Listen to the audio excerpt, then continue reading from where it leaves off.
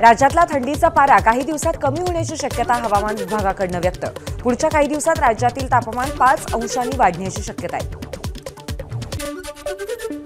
जळगाव शहरातील कांचननगर भागातील नागरिकांचा मतदानावरती बहिष्कार टाकण्याचा निर्णय। विकास कामे न झाल्यामुळे नागरिकांकडून मतदानावरती बहिष्काराचा निर्णय। नांदेडच्या हिमायतनगरमध्ये अर्ज मागे घेण्याच्या कारणावरून राष्ट्रवादी आणि ठाकरेंच्या शिवसेनेत राडा। राष्ट्रवादीचे नगराध्यक्षपदाचे उमेदवार मोहम्मद जावीद आणि ठाकरे सेनेचे माजी नगराध्यक्ष कुणाल राठोड यांच्यात झटापट। अमरावतीत कृषी मंत्री दत्ता भरणेंच्या दौऱ्याला युवक काँग्रेसचा विरोध। शिराळा चांदूर बाजार रस्त्यावरती भरणेंच्या ताफ्याला दाखवले काळे झेंडे। शेतकऱ्यांच्या प्रलंबित प्रश्नांसाठी युवक काँग्रेस आक्रमक।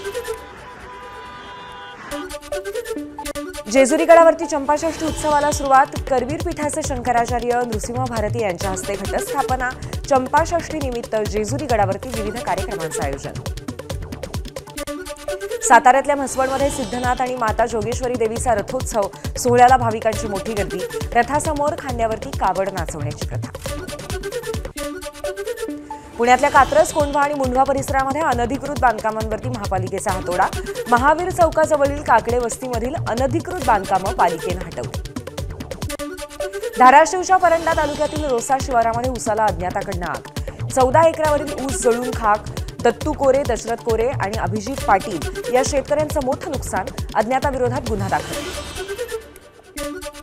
नागपूरच्या रहाटे कॉलनी चौकामध्ये चालत्या BMWला आग। प्रसंगावधान दाखवत प्रवासी कारच्या बाहेर पडल्यामुळे मोठी दुर्घटना टळली। आगीचं कारण अस्पष्ट। पिंपरी चिंचवड शहराला पाणी पुरवठा करणारी पवना नदी फेसाळली। नदीपासून काही अंतरावरती असलेल्या उद्योगांमधील रसायनयुक्त पाणी नदीपात्रात सोडल्यामुळे फेस तयार होत असल्याची माहिती आहे।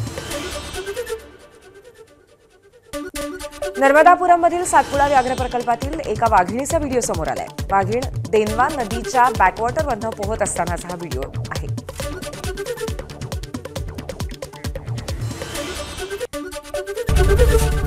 एबीपी माझा, उघडा डोळे बघा नीट।